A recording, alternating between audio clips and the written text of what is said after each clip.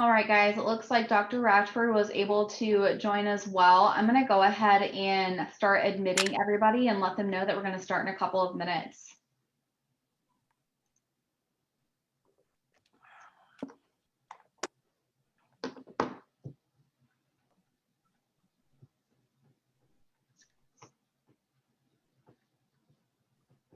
Hi, everybody. We've got just a couple of minutes before we begin this webinar.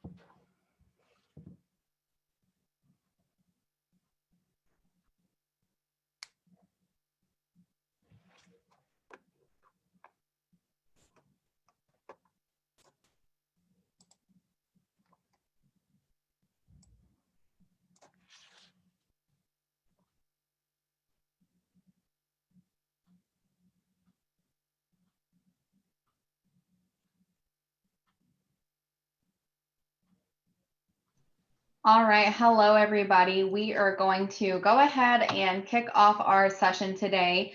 Good evening. Welcome to the very first episode of The Scope at Night, a special evening edition of the Scope podcast. My name is Paige Heitman and I'm your host for this evening's webinar. We're going to go ahead and touch on just a couple of housekeeping items before we get started. First, this Zoom session will be recorded. We'd like to know who everyone is, so please ensure your name is accurate. If you need help with this, please reach out to us using the chat box feature.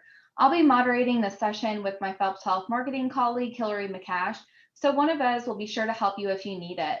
And Hillary's already mentioned herself in the box in here, so if you haven't seen that in the chat, go ahead and look at that. That's who you'll message if you do have questions. Please note that each of you are currently muted. If you have a question that pertains to the topic being discussed, please add the question to the chat box and we'll try to get that question answered. You can also add comments in the chat box. One thing to note about the chat box is that you can send questions and comments to the whole group or just one person. We'd encourage you to send your questions or comments to the whole group so that everybody can participate in the discussion. However, you're totally welcome to send a private question or comment if you feel more comfortable doing that. We also want to encourage everyone today to utilize the reactions that Zoom offers during this discussion. You can use a hand clap, thumbs up, thumbs down, etc. to let us know if you like, love, agree, or disagree with whatever we're discussing. Reactions can be found in two places, one either at the top or bottom of your screen, and one you'll see when you display the participant list. Also, if you're watching from our Facebook live stream, feel free to ask questions, comment, or show us emoticons during our conversation. We will be conducting a few polls throughout the Zoom meeting, so you'll get a chance to interact then if you choose. And of course, remember the chat feature. Some of you may be using a mobile device, while others of you might be using a laptop or a computer. If you find that your features aren't the same or that they aren't working, we just ask that you participate with us however you can. If you have issues with your sound, the Zoom meeting, or other features, please use the chat box and myself or Hillary will be happy to assist you. So today, before we dive in with our COVID-19 community updates, I want to give some quick introductions for each of our panel members who took the time this evening to sit down and have this conversation with us. So Dr. Nathan Ratchford is the Senior Vice President and Chief Medical Officer of the hospital and also serves the community as a gynecologist. Dr. Jeffrey Kerr is the Medical Director for the Phelps Health Immediate Care Services. And Dr. Brian Creedy is an ENT, or an ear, nose, and throat physician, and the Medical Director of Surgical Services at Phelps Health. So thank you all so much for being here today and being our panel members. We're really excited to learn from you all and kind of hear your guidance and expertise for COVID-19 community updates. So to kick us off, we are going to go ahead and start off with a polling question. And again, all of these polls are completely anonymous, so feel free to answer however you feel. And the question is, do you feel safe getting vaccinated? We'll give everybody about 10 more seconds to answer this.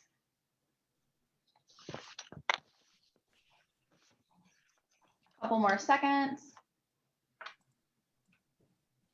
All right.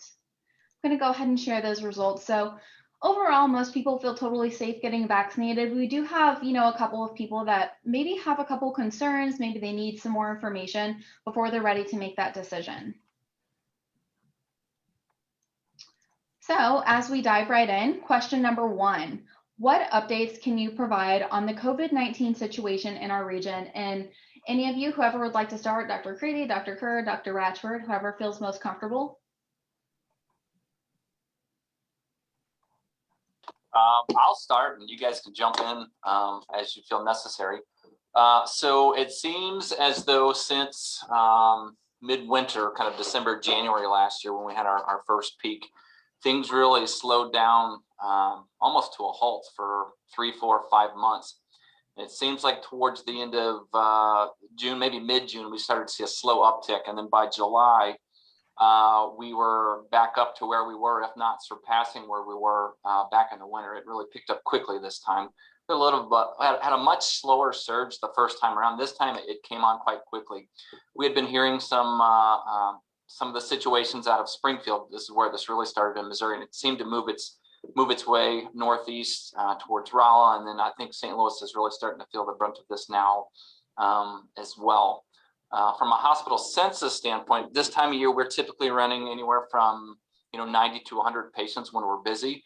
We're now sitting on a daily basis somewhere around 130, 140, so a 30 to 40% increase that we typically don't have to worry about this time of year.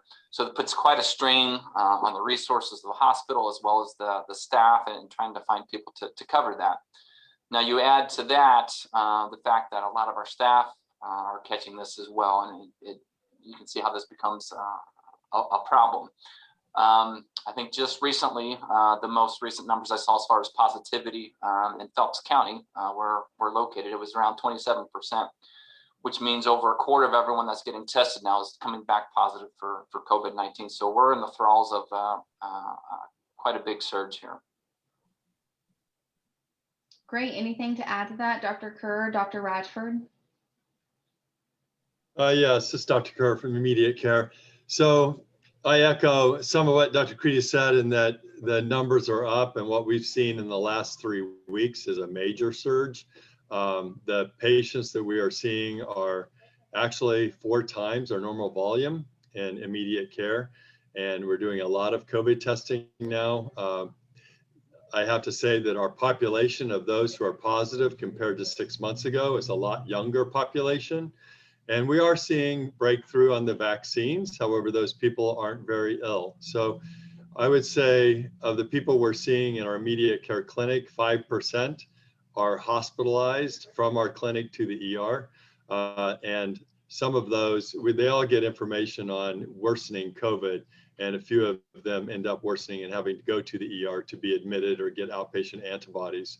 So overall, our positivity rate has surged, and it's kind of interesting. We're seeing people who are bringing in their children because they're in a home with COVID positive parents, and the children are testing positive, and the youngest one is 8 months, and they're acting like they have a normal cold, something that you wouldn't have taken your child to the doctor for, but they wanted them tested and it came up positive, and they tend to do pretty well. But what I see is the masses that are coming into immediate care, myself and my colleagues here at Immediate Care, and a few of them come in very ill because they want to try to avoid the ER.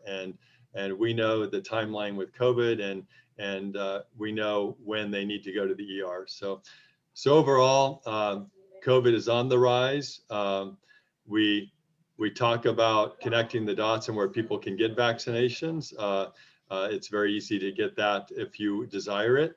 But also we talk about masking. So, I'm not sure if there's going to be a mask mandate that's going to come out. However, I tell these people, especially the elderly people, you need to treat this, even though you're vaccinated, as if you're not vaccinated. So if you go to the grocery store, you go out in public around other people, if you're the only one with a mask on, that's okay, because you can still get COVID being vaccinated. So anyway, that's kind of my side of what we're seeing in our region in the immediate care.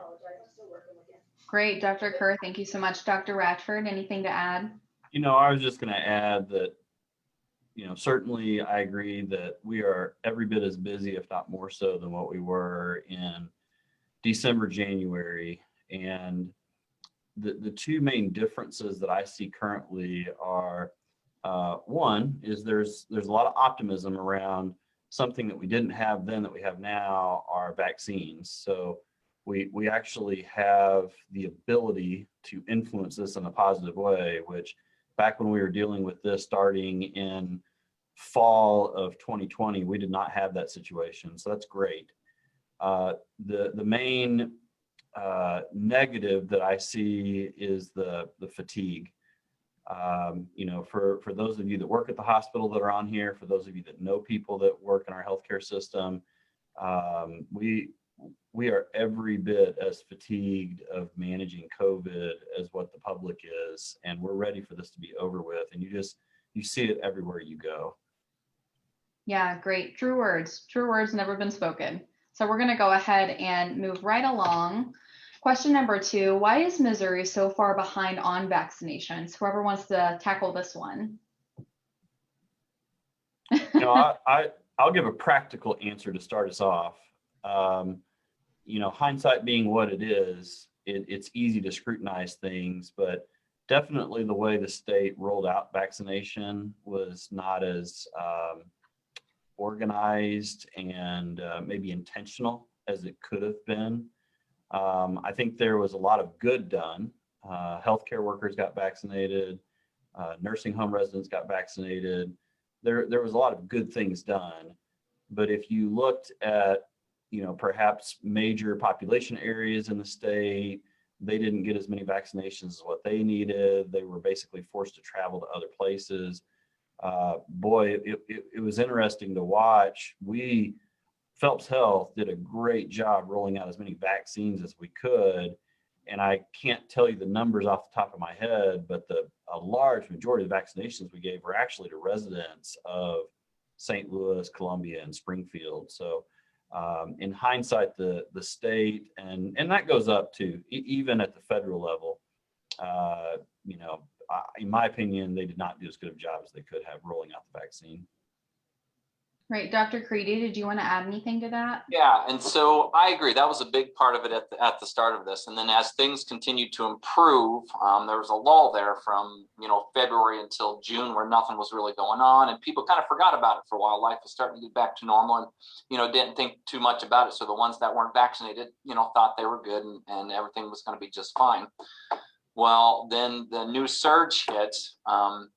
And so you saw a couple of people that are sitting on the fence that were waiting to get vaccinated, decided to do so. But there is a large group of people that have a lot of misgivings about the vaccination and are unwilling to do so. Some for good reasons and others for misinformation and things like that. Which is why things like this are important to get some accurate information out there for those that are interested in getting vaccinated but have some misgivings or are sitting on the fence. Hopefully we can push them to move forward and get vaccinated. But there's a lot of political clout that went along with this, a lot of misinformation campaigns out there as well that has led to a lot of vaccine hesitancy as well.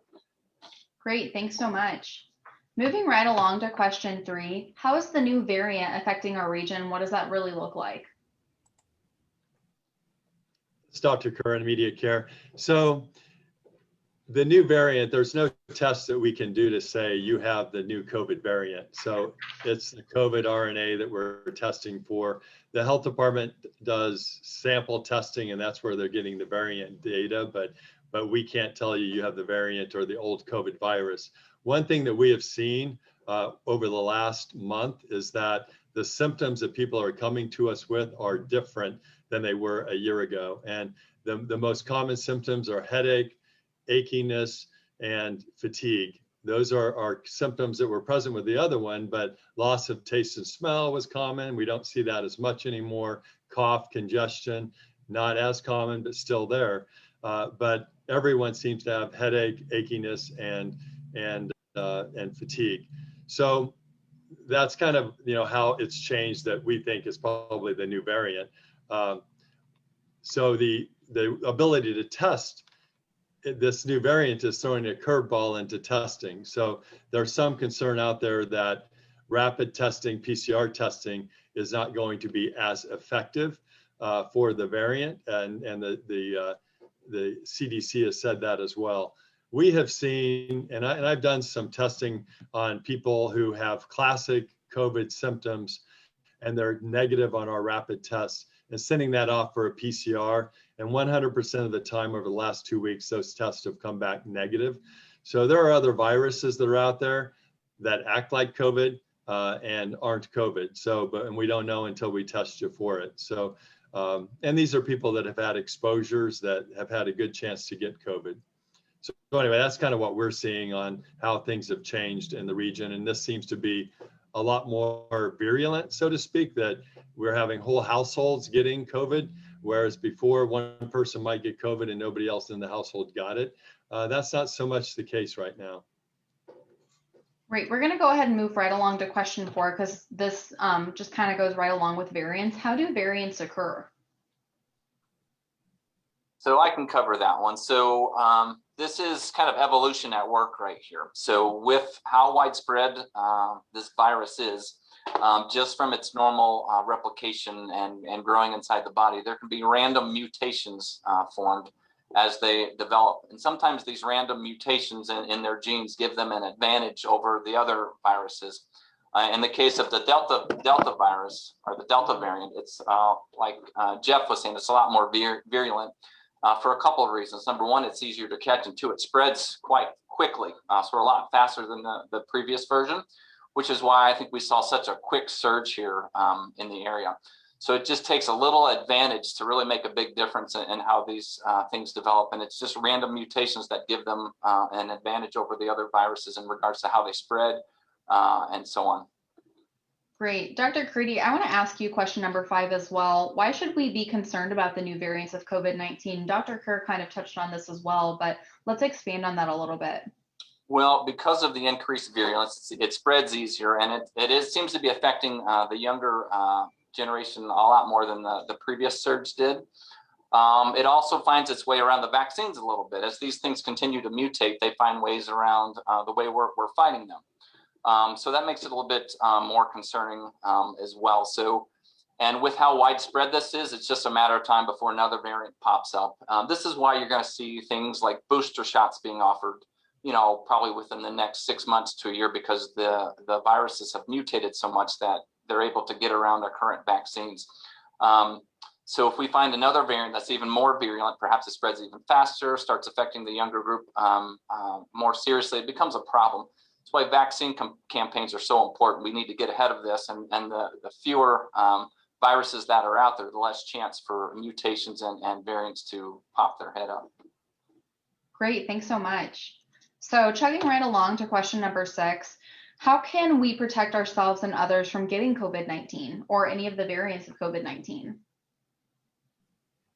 You know, all along we've been promoting mask wearing, hand washing, social distancing. Those things haven't changed. I know we're tired of hearing those things, but that's all still the same. You know, clearly the vaccine is our primary push right now. Just like what Dr. Creedy was saying, unfortunately, the Delta variant's cat's out of the bag. So we're trying to play catch up right now, but certainly the vaccines that we have right now have been shown to be effective against the Delta variant. So for those of you out there that haven't been vaccinated yet, I would say that's the biggest thing that we can actively do. Great. So Dr. Ratchford, I want to touch again on something that you just mentioned. If somebody is vaccinated, their vaccine can protect them against this new variant. Yeah, so like what Dr. Creedy was saying, as new variants inevitably develop, it's going to happen. We don't know if our current vaccines will be protective against those new variants. So fortunately, the Delta variant, the data that we're seeing on that is that I think it's like 85% effective or something like that. It's in the 80s. So it's not 100%. I'm not going to mislead somebody, but for sure, as far as we can tell so far, the current vaccines that we have do help with the Delta variant. Great, thank you. I like to add to that. So Nathan, there was a study out of Israel done not too long ago. They saw the Delta variant a couple months before us. And what they found is our current vaccines provide over 90% protection for severe disease, which means hospitalized and so forth. But they did see an increase in breakthrough infections as far as just mild symptomatic disease, somewhere around the range of 25 to 30% breakthrough. So like I said, with some of these variants, you can still get the illness if you're vaccinated, but it's not nearly as severe. And I think Jeff covered that earlier. Great, thanks so much. We're going to take a second and answer a question that came through on Facebook. If a vaccinated person is experiencing very minor symptoms that could possibly be related to COVID-19, would you recommend testing, or is that consuming too many resources? Should a person self-quarantine if they don't get tested? I would like to answer that. And that the person who has mild symptoms and they're vaccinated, they can spread that to somebody who's not vaccinated and cause them to have a life-threatening illness. And I think out of responsibility, I think it's wise to be tested so you know whether or not you need to quarantine for 10 days. I think that's just social responsibility. So anyway, I think my answer to that would be yes. And testing is so easy to get, and it's some of this is covered by the CARES Act. So anyway, it's very accessible. Thank you, Dr. Kerr. So Yeah, moving right along. Oh, go ahead, Dr. Radford. I'd like to add to that really fast. So I think a lot of people were aware of our testing limitations that we had this time last year, and that's really not the case. We, knock on wood, you never know what the future is going to bring. It could be threatened, our supplies, but our ability to test is quite broad right now. Like Dr. Kerr mentioned, we have the 2 ICCs. Many of our primary care locations within Phelps Health are able to test. So testing availability is pretty broad. Great addition to that. So question number 7, can you still get COVID-19 if you've been vaccinated? Dr. Radford, you're shaking your head. You want to take that one on? I'm going to tee it up for Dr. Creedy. I think he wants to. Yeah. Okay. So the answer is yes. I mean, we've seen it here at the hospital. We've had several staff members that have had breakthrough infections. And like I said, as more and more variants start popping their head, we will see more and more breakthrough infection. But as we've been seeing at the hospital, I think Dr. Kerr mentioned it at the ICC as well, we've seen that folks that are vaccinated are much more likely to have mild disease. It's keeping them out of the hospital. So it is still helpful to get the vaccine. And if you do get sick, it tends to be more minor infections and things that won't be life-threatening for you. And I think that deserves emphasis. I think a lot of people misunderstand that vaccination, while it's protective, it's not a guarantee that you're not going to get the disease. But if you did get COVID, you're much more likely to have a mild disease rather than something severe that could put you in the hospital. Yeah, absolutely. So moving along to question 8, this is kind of just a follow-up tagging along to question number 7. Can any of you explain how breakthrough cases happen even after a person has been vaccinated? Immunity is complex. We try to do a good job through health departments and whatnot, tracking the different variants. Mutations happen all the time, even within individuals. So just because somebody's vaccinated, it doesn't necessarily confer 100% immunity. Great. Moving along to question number 9, and this is one that I always think is an interesting question, and we get this a lot in marketing as well. If you've had COVID-19, do you even need to get vaccinated?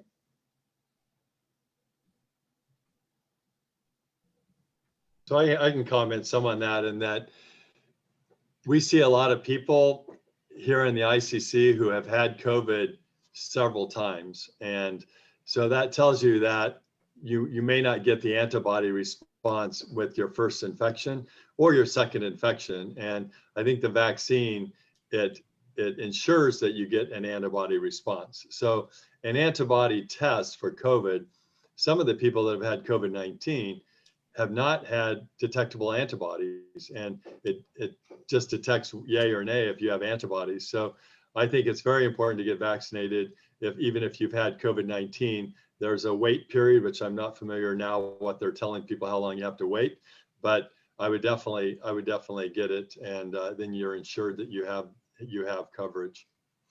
So Jeff, I'll piggyback on that. So the wait period, if you've had it, they recommend once you're out of quarantine or isolation to go ahead and get it, unless you've had the monoclonal antibody therapy. They recommend waiting 90 days after that because the monoclonal antibodies you were given will inactivate the ability of your body to produce the spike protein and will negate the effects of the vaccine. So if you've had the monoclonal antibody treatment, they recommend waiting 90 days after that. But if you haven't had that and you've had mild disease, they recommend waiting until you're out of isolation or quarantine to get the vaccine. Great, thank you. And it looks like we had another question come in as well. Have there been any changes in the vaccines since the Delta variant came to light, or are the current vaccines being used the same as the ones being used at the beginning of the pandemic? And that's a really great question, Elizabeth. Let's actually move back into question number 10 as well, because I think this is going to be very similar. When will COVID-19 vaccines also be FDA approved? So kind of two questions, but pretty similar.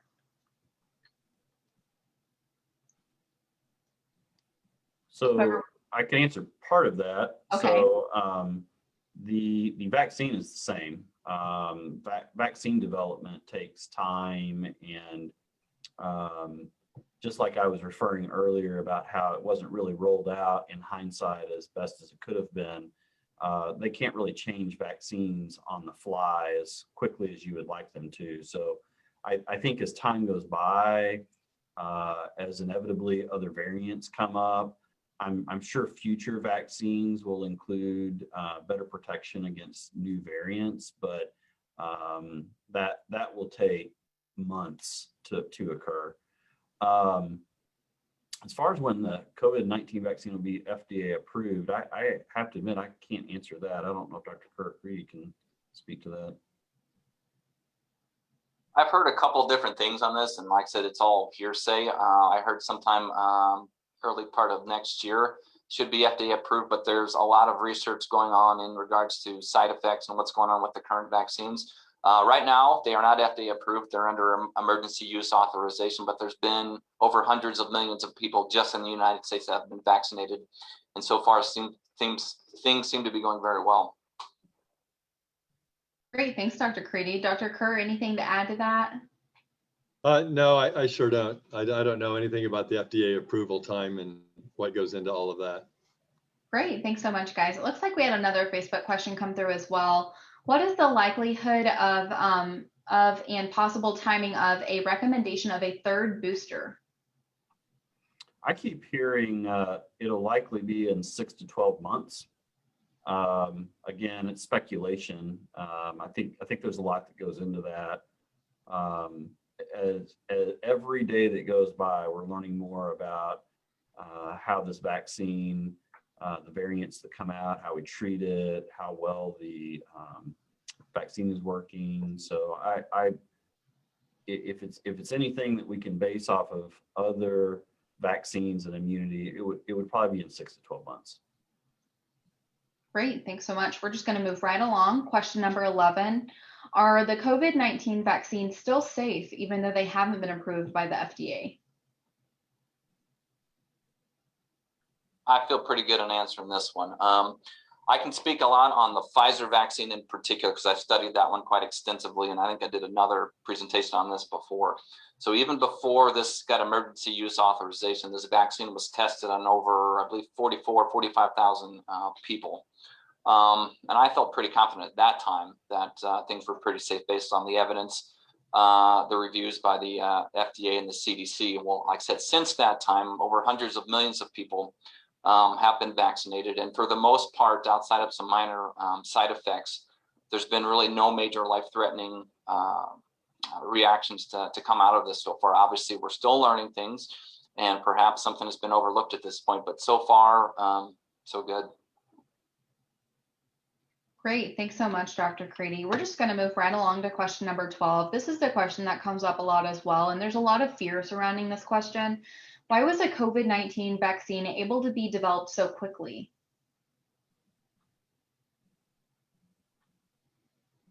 I got this one too, sorry.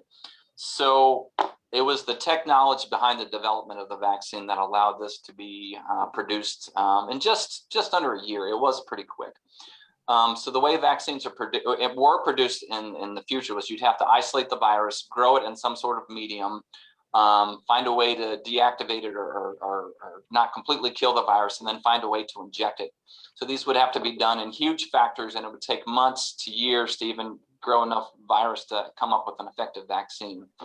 Well, due to some advances in molecular biology and previous similar infections to COVID, what they were able to do was generate what's called an RNA vaccine, where you take a small snippet of the virus's genetic material, and you can use the body's machinery to make small portions of that virus. So in this case, most of the mRNA vaccines create the spike protein. So you inject the vaccine into the body, it's taken up into the cells, and your cell's own machinery uses the genetic material from the virus, which is RNA, and it creates the spike protein and it's released into the system, and the immune system reacts to it, and that's how you get immunity. Now, the RNA is broken down afterwards. It's not integrated into your DNA. It doesn't cause any mutations. It's broken down quite quickly afterwards. So it's been that technology that's allowed us to really get this through and get the testing wasn't rushed. It was the development and the technology that's allowed us to essentially identify the genetic material in the virus and pick out the portions of it that we want to use to develop immunity. So it's been the molecular biology technology over the last 5 to 10 years that have really advanced this in quite a way that's made it so quick. Paige, whenever this question comes up, I always recommend the book Code Breaker by Walter Isaacson. Excellent book that came out, I don't remember when, it was earlier this year, but it goes through the history of how that technology was developed, and it's quite fascinating. I mean, it's really, it's funny how things work out, the timing of that technology getting developed to coincide with this pandemic.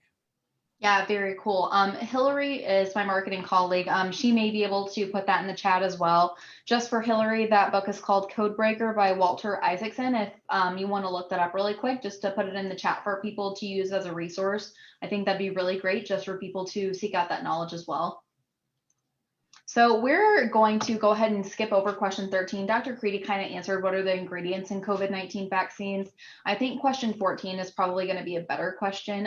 What are the different COVID-19 vaccines that are available? Because there are a few different ones now.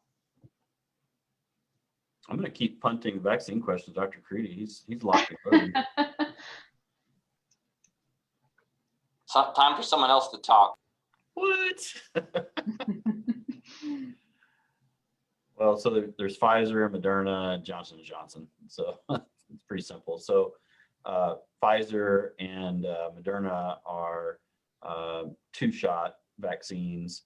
Pfizer is 3 weeks apart, Moderna is 4 weeks apart, and Johnson & Johnson is a single-dose vaccine. Great, fantastic. So kind of a follow-up question to that, whoever would like to answer this one. Creedy, maybe we'll punt this one to you since Dr. Radford answered the last one. How do I know which vaccine is right for me? I've got a personal preference here. The two messenger RNA vaccines are the Pfizer and the Moderna. Like I said, the messenger RNA is broken down quickly after it's turned into the spike proteins. It doesn't have a chance to get integrated into the genome or the DNA of whoever it's injected to. Now, the Johnson & Johnson I know a lot less about. It's actually a DNA-based vaccine, if I remember correctly. Like I said, that one I'm just not as comfortable with because I haven't studied it as well, but the technology is rather similar. It gets injected and you create the spike protein based off of the genetic material that was injected. In my mind, just get whichever one's available to you. Some of them have different side effect profiles. I know that Johnson & Johnson has a slight increased risk for blood clots. That is a real risk, but it's relatively small, compared to the risk of what getting COVID would be like. With the messenger RNA viruses, there's a slight increased risk for pericarditis and some cardiac inflammation, but it's somewhere in the realm of 50 to 60 in a million. So it's very, very small still. So like I said, the right vaccine is whichever one is available to you. If you can't come back for the second shot, perhaps the Johnson & Johnson is the way to go. But that's how I would answer that.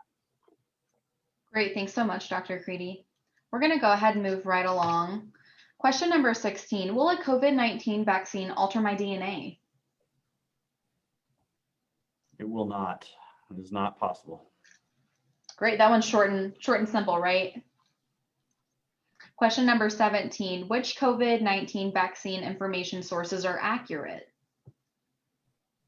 I think if somebody's wanting to research this themselves, the two resources I always point people towards are the CDC website, so cdc.gov. They've got a lot of easy to read, patient-friendly information that's on there, and it's well reviewed. It's a trusted resource. And then I always say your doctor. Definitely your doctor is going to be a good resource for you to reach out to if you have questions, and they're going to be best able to tailor their answers directly to you. Yeah, great answer. I've also found some great resources at some of the larger medical centers like the Mayo Clinic and the Cleveland Clinic. They've got some very well done websites that cover this, even maybe a little bit more easier to read format than what the CDC puts out there. So I would recommend checking those out as well. And in the immediate care clinic, the information we give out to all of our patients who get tested is CDC related information and links to where they can go to get more information.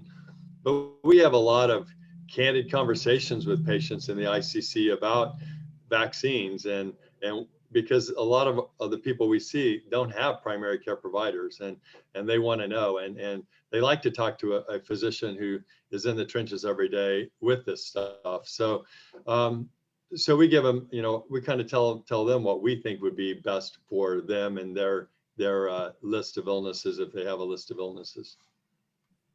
Great. Thanks so much, Dr. Kerr. So before we move into a couple of kiddo-related questions, we had one that came in through Zoom as well. Can you address any quarantine issues if an unvaccinated child household member tests positive, but other household members have been vaccinated and don't have any symptoms? So I deal with this every day, and we go by the CDC guidelines of 10-day quarantine. And if someone has had symptoms for 2 days, then that becomes an 8-day quarantine because if their symptoms were 2 days prior. The health department, we tell our patients that the health department is the final decision maker on quarantine process. Right now, the health department is quite inundated with all of the COVID cases that they're not able to reach all of these people before their quarantine time is up. So we're kind of going by what the health department was telling us way back when, and that was before people who were vaccinated were giving COVID. They were telling people that if you're in a household and you're vaccinated, you didn't have to quarantine, but everybody in the household who weren't vaccinated had to quarantine for the 10-day period.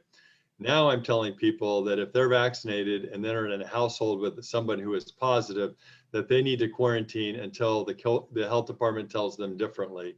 And I'm just having them call the health department the next day when it's reported from our system to the health department, so they can get the information from the health department, who is the original or the ultimate person determining quarantine procedure. Great. Thank you so much, Dr. Kerr. So moving along to question number 18, is it safe for my child to get a COVID-19 vaccine?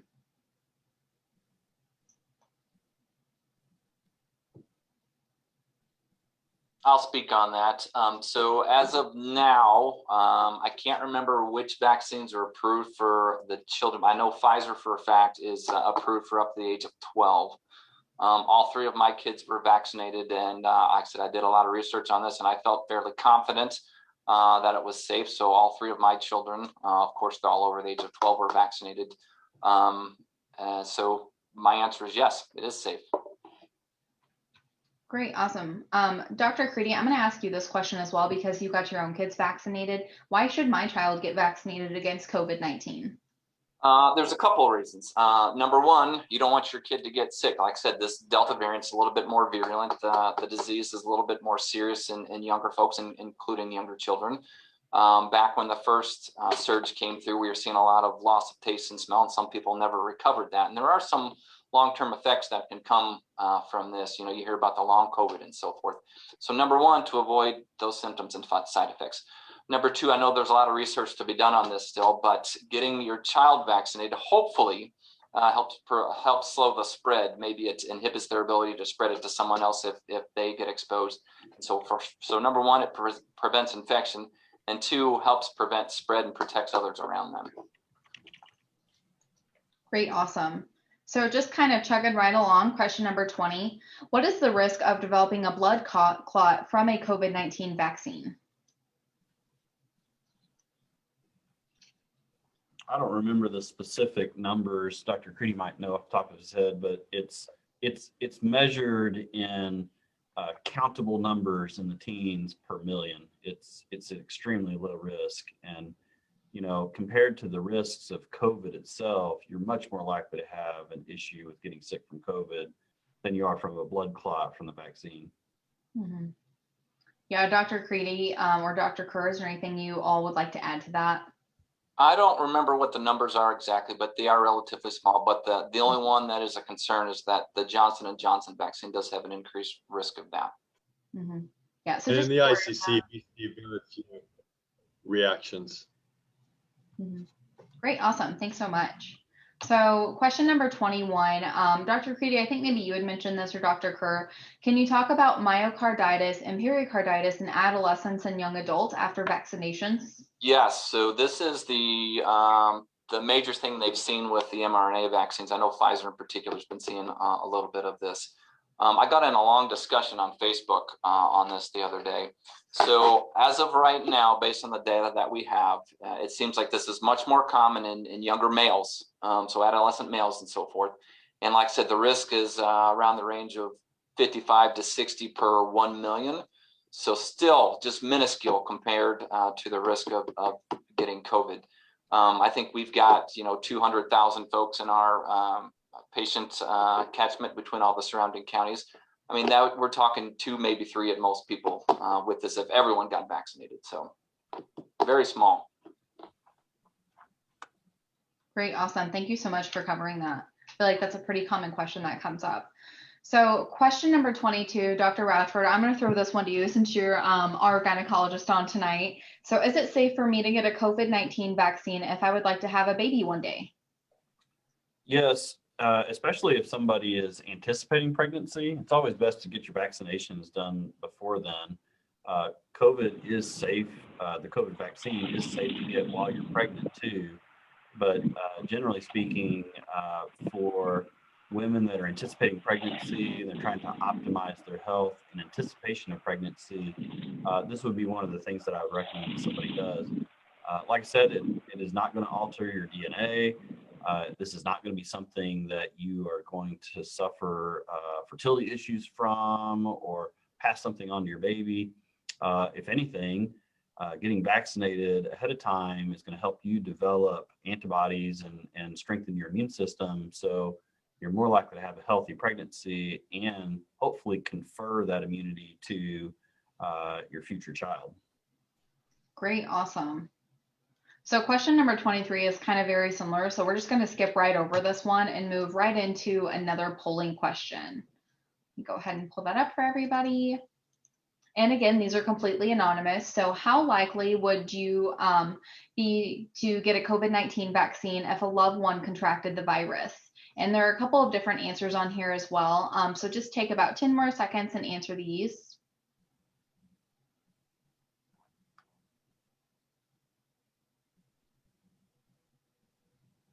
All right, give it just a couple more seconds. We're going to end the poll.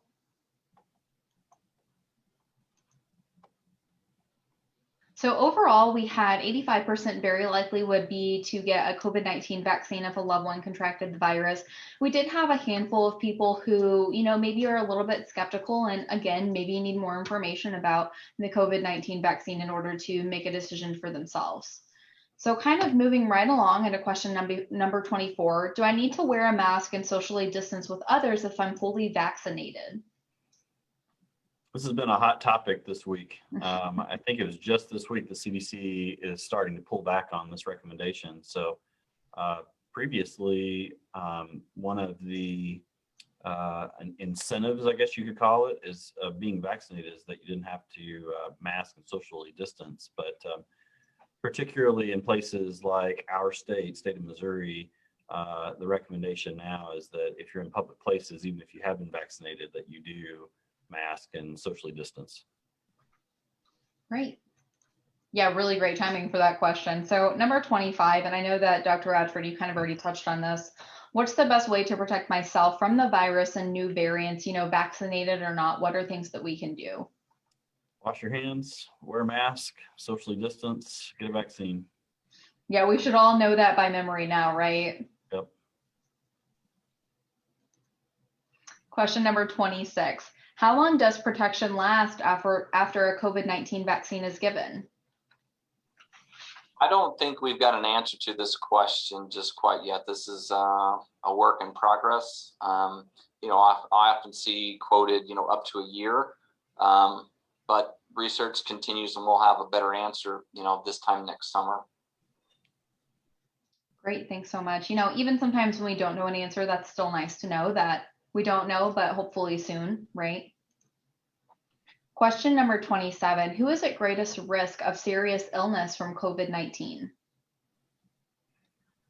Well, this is a tricky one to answer because with our previous surge, it was the elderly and those with medical comorbidities, so other diseases, lung disease, heart disease, what have you. The Delta variant's a little bit of a wild card. I was texting one of my residency colleagues who's working at MU in Columbia, and she was telling me that they have 2 pregnant women that are currently in their ICU on ventilators, which is just what a nightmare. We're seeing younger people be more affected by this, like Dr. Kerr alluded to. People are having different symptoms with the Delta variant.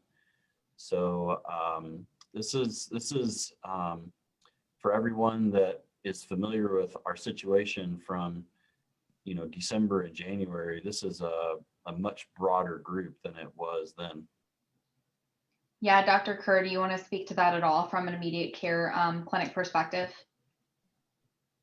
I do. So we've always known those people are at higher risk, and we have a whole list of those, the people with emphysema, COPD, people with heart problems, diabetes, those are the people that we got our eyes on. But what's perplexing about COVID-19 is out of the blue, it can hit somebody totally healthy and they are ill. And some of these people I've seen are 9 to 10 days out from when they got sick, and they're going downhill fast, and they've ended up in the ICU.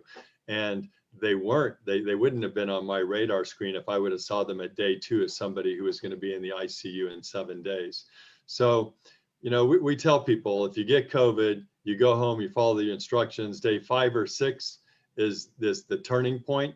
And if you're getting worse at day 5 or 6, you better be seeking some help. And if you're short of breath, you better be going to the ER because you need a chest x-ray and more evaluation. But if you're starting to get better and you're continuing to get better, you're probably going to be okay. But it's that day 5, 6 when people start to either, when they're going to start getting a whole lot worse. And that's what we're seeing. So the people that have come in who have been really ill, that needed an ambulance ride from the immediate care clinic to the ER, have been people who didn't just get COVID. They'd had COVID for over 6 or 7 days. So. Great. Thanks so much for that insight. Moving along to question number 28, is it still safe to travel and meet in groups with a surge of cases in our area specifically, and even around the US, because a lot of people are still in vacation mode right now. A lot of people are traveling. This is going to go back to what we were talking about earlier. I think we've all seen the pictures from Lake the Ozark with the big parties and people that are not socially distancing, and et cetera, et cetera. It's going to depend on the situation. I would argue that if you are having a smaller gathering, a lot of people have been vaccinated, you're being smart with, washing your hands, social distancing, et cetera. I don't think that your risk is very high right now. However, if you're planning on going to Lake of the Ozark for the weekend, you're going to hang out at the bars, you're going to do what you see in the newspapers, then I would say that's inappropriate. You're definitely putting yourself at risk, especially now, even if you're vaccinated, doing those sorts of things. I would say I've seen enough breakthrough infections to realize that it's a problem. Yeah, even regardless of age, right? Kind of like what Dr. Kerr and Dr. Rashford had mentioned with the new variant, it doesn't really care what age you are.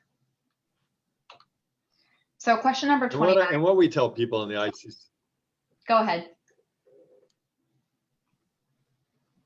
Oh, Dr. Curry, I you're was going to muted. say, what There we you go. tell people, yeah, what we tell people in the ICC is when they ask us that question is, what you do is a personal choice, and there's some social responsibility with that. But if you don't want to wear a mask, you need to think about weigh the risk versus the benefits of what you are doing. And a lot of the older folks that we're seeing in the ICC, they are concerned, even being vaccinated. And I just tell them, it's okay to be the only one in the room with a mask. That's not being paranoid. That's okay right now. And I think it's going to be okay for another couple of months. So. Great advice. Thank you so much. Question number 25 or 29, is Phelps Health prepared for another surge? I'd like to answer this one. So I would say yes and no. So yes, we are prepared for a surge with respect to, we know what a surge looks like. We've been taking care of COVID patients for quite a while now.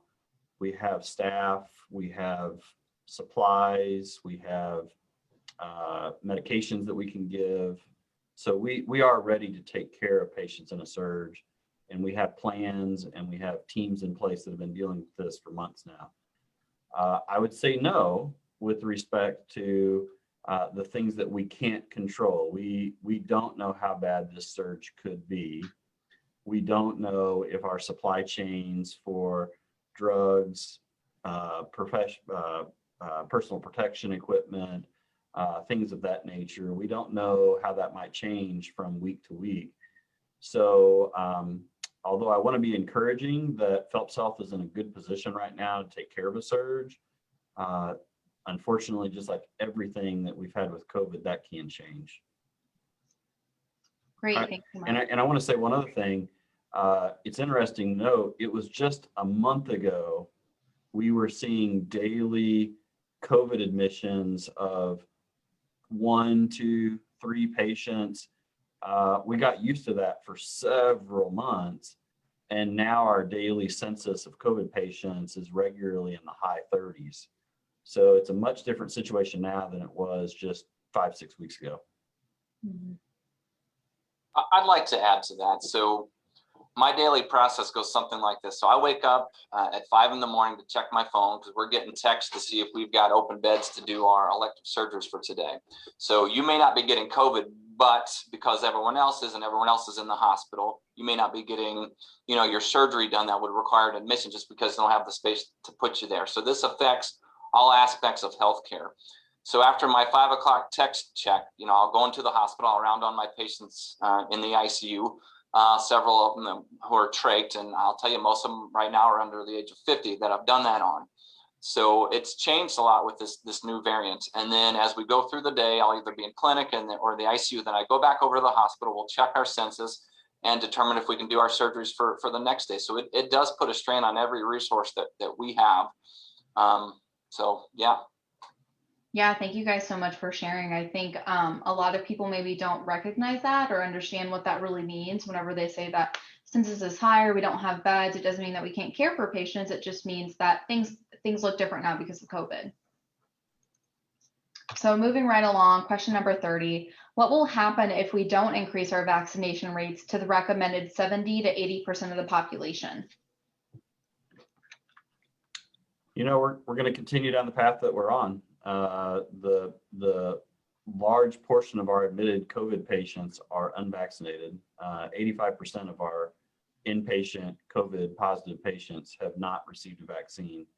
So if we continue to play this out, inevitably those that are not vaccinated are going to get exposed. Many of them will be fine and will recover and probably will not have any long-term consequences. Quite a few of those are going to get sick. They may be hospitalized. They may have long-term permanent consequences from COVID. They may die. There is, I hate to be bleak, there's no escaping that. If we don't take action to protect ourselves against that with vaccination, this will continue, and that's eventually what will happen. Yeah, so, kind of along with that, I'm going to skip over this one because we're running a little bit short on time. What does Phelps Health anticipate the fall season will look like with COVID-19 and the flu?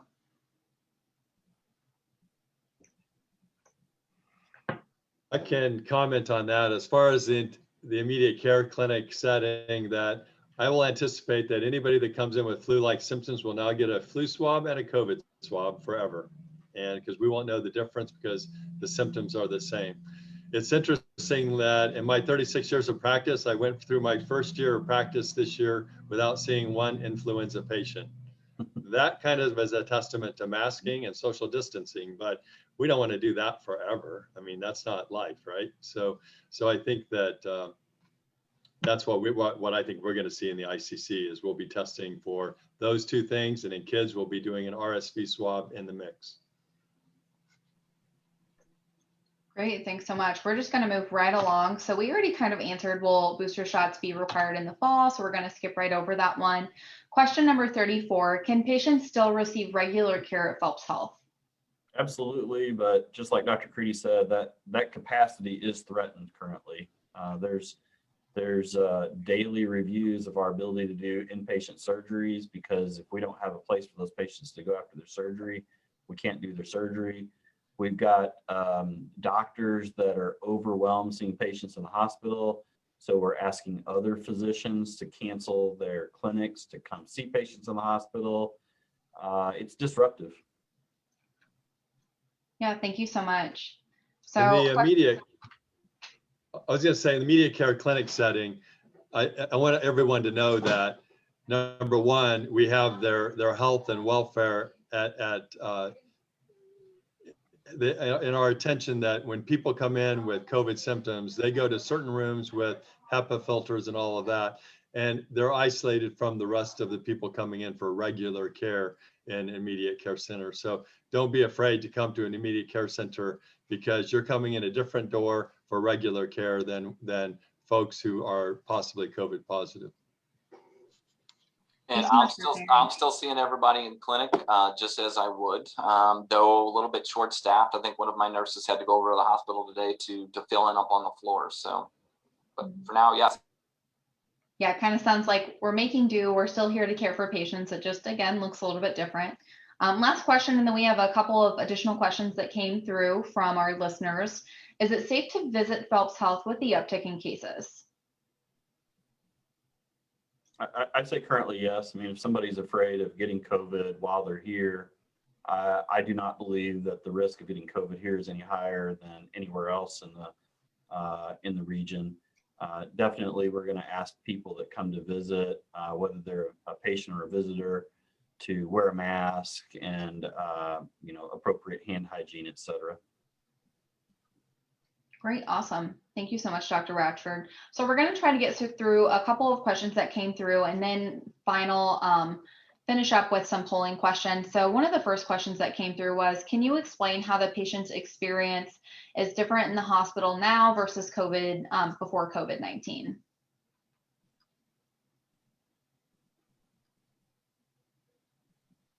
I can speak to that from even just an outpatient surgery standpoint. Prior to COVID, I mean, you could come in with your entire family. You'd be in the waiting room. You'd get checked in for surgery. Your family would come back to the holding area with you, and you'd go back for surgery. You'd go to the waiting room. Your entire family, your visitors could be there to see you afterwards, and then you'd go home. Well, now you come in, you have to wear a mask. We can only fit so many people in our waiting room due to social distancing and such. You get swabbed for COVID before pretty much any surgery that we do. If you test negative, we move forward with your surgery. You go to the recovery room. You and your family have to wear a mask, and then you get to go home. So it's added quite a bit of nuance to even just routine surgeries and so forth. But that's kind of my world. Great, thanks so much, Dr. Creedy. Quick Facebook question number 2, what over-the-counter medications should you get to help your COVID-19 symptoms?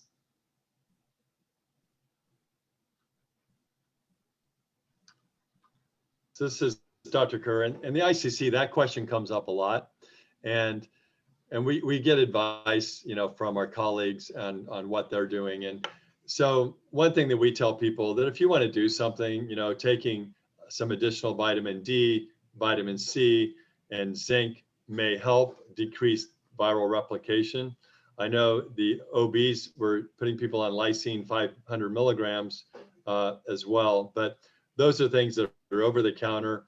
They just have to be careful about the amount of vitamin D because that's a fat soluble vitamin, but that's something that is out there and it's readily available that can help boost their immune system, but it doesn't prevent you from getting COVID.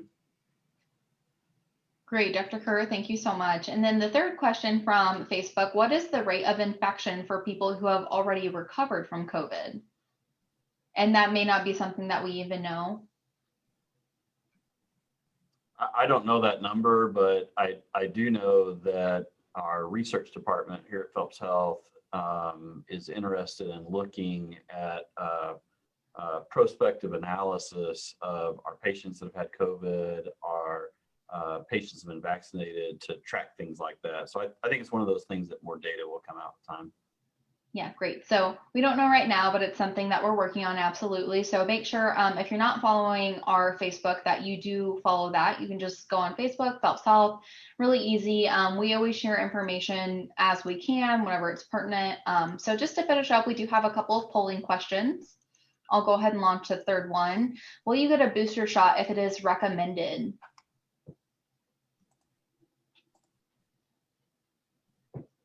Give everybody about 10 more seconds to answer this question.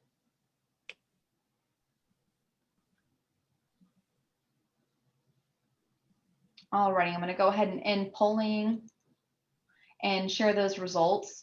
So it looks like we have about a little less than a quarter of people who wouldn't get the shot right now.